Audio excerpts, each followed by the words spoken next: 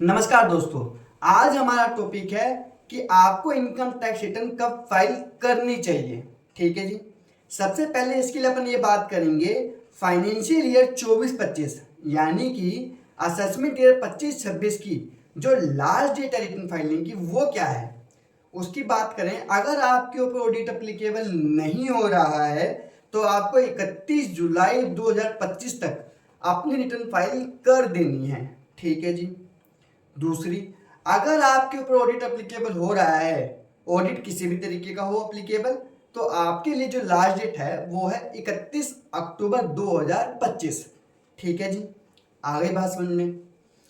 अब main question ये है कि आपको रिटर्न फाइल करनी कब चाहिए।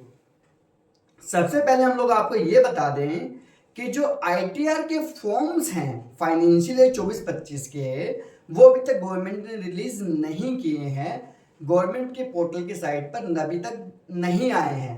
तो अगर अभी आपका मन भी है रिटर्न फाइल करने का तो आप रिटर्न फाइल नहीं कर पाएंगे, क्योंकि हमारे पास काफ़ी सारे लोग ऐसे आते हैं जो हमें बोलते हैं कि सर आप 1 अप्रैल है, आज 2 अप्रैल है या 15 अप्रैल है या 25 अप्रैल है, तो आप रिटर्न फाइल कर दीजिए। तो हम लोग सबको यही रिकमेंड करते हैं कि अभी आप रिटर्न मत फाइल करवाओ, आपको कब करवानी है उसके बारे में हम डिटेल में अब बताने वाले हैं। ठीक है जी। देखिए जी, अगर आप कोई सैलरीड पर्सन है या फिर आप कोई बिजनेसमैन है तो उस केस में आप लोगों के ऊपर टीडीएस की रिस्पॉन्सिबिलिटी आ जाती है। अगर आप लोगों के ऊपर या फिर इंटरेस्ट का कोई सर्टिफिकेट मिल रहा है, आपको कोई इंटरेस्ट रिसीव कर रहे हैं या कोई रेंट रिसीव कर रहे हैं, तो इन सब के केस में टीडीएस अप्लीकेबल बनता है। और अगर टीडीएस एप्लीकेबल बनता है तो क्वार्टर 4 यानी कि जनवरी 2025 से लेकर मार्च 2025 की टीडीएस की रिटर्न फाइलिंग की लास्ट डेट 31 मई 2025 है। जो कि अगर रिटर्न फाइल करते हैं बंदे, टीडीएस कट करते हैं आपका, तो आपको रिफ्लेक्ट करेगा आपके रिटर्न के अंदर जाके 5 या 7 जून के आसपास। अगर आप उस तारीख से पहले अपनी रिटर्न फाइल कर देंगे यानी कि आपकी रिटर्न अधूरी फाइल हो जाएगी, क्योंकि उन ट्रांजेक्शन को आप कंसिडर नहीं कर पाएंगे, और अगर कंसिडर करेंगे भी तो आप टीडीएस का इनपुट नहीं ले पाएंगे, क्योंकि बंदे ने शो ही नहीं किया। जब शो करेगा, आपकी रिटर्न में रिफ्लेक्ट करेगा, तभी तो आप इनपुट लेंगे, उससे पहले तो आप इनपुट ले ही नहीं सकते। तो इससे आपको लॉस भी हो सकता है। तो हम लोग ये रिकमेंड करेंगे आपको, अगर आपके ऊपर किसी भी तरीके की टीडीएस की रिस्पॉन्सिबिलिटी आ सकती है या आएगी ही, तो उस केस में अभी आप वेट कीजिए, 31 मई क्रॉस हो जाने दीजिए, इनफैक्ट 15 जून क्रॉस हो जाने दीजिए। 15 जून तक आपको टीडीएस सर्टिफिकेट सारे के सारे मिल जाएंगे जिसने भी कट किए होंगे।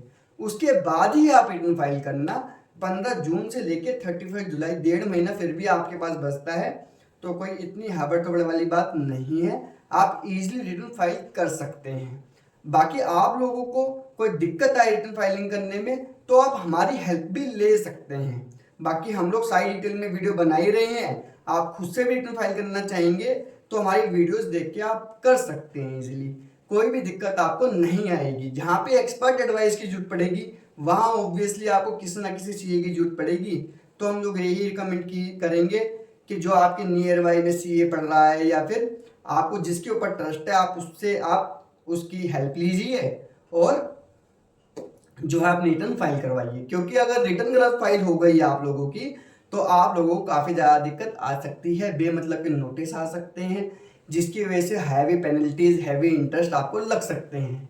तो इस तरीके से आप रिटर्न फाइल करेंगे तो आपको कोई भी दिक्कत परेशानी नहीं आएगी। ठीक है जी।